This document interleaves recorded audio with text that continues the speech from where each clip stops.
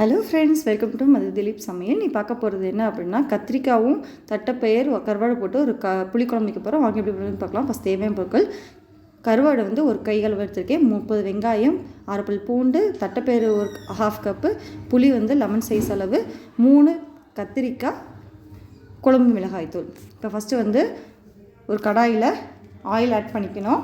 கொஞ்சம் சேர்த்தே ஆட் பண்ணிக்கிங்க. கருவாடை வந்து நல்லா ஃபஸ்ட்டு ஃப்ரை பண்ணிக்கலாம். இது வந்து நல்லா கொஞ்சம் வறுத்துட்டு நம்ம தனியாக எடுத்து வச்சுக்கணும். அதுக்கடுத்து கத்திரிக்காயையும் அதே இதில் வந்து நல்லா ரோஸ்ட் பண்ணி தனியாக வச்சுக்கோங்க. தட்டைப்பயிறு நான் ஊற வச்சு வேக வச்சு எடுத்து வச்சுருக்கேன்.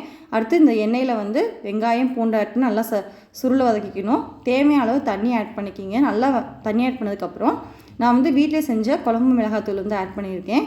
அது வந்து நான் 2 ஸ்பூன் அளவு ஆட் பண்ணிக்கிறேன். இதில் ஆட் பண்ணிட்டு நல்லா வந்து இது வேகட்டும். இந்த பச்சை வாசனை ஃபுல்லாக வந்து போகட்டும்.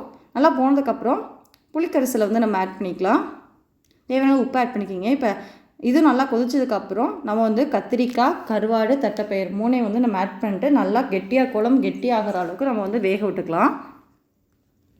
நல்லா எண்ணெயெல்லாம் நல்லா பிரிஞ்சு நல்லா சூப்பர் டேஸ்ட் கொடுக்கும். அந்த அளவுக்கு வரைக்கும் நம்ம நல்லா வேக விடணும்.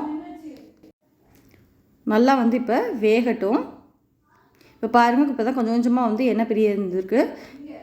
இப்போ அவ்வளோதான், சூப்பர் டேஸ்டியான கத்திரிக்காய், தட்டைப்பயிறு, கருவாடு போட்ட புளிக்குழம்பு ரெடி ஆயிடுச்சு. கண்டிப்பாக நீங்களும் இதே மெத்தட்லேயே வீடியோ ட்ரை பண்ணி பார்த்து எனக்கு எப்படி இருக்குன்னு சொல்லுங்கள். Thank you so much. பாய்.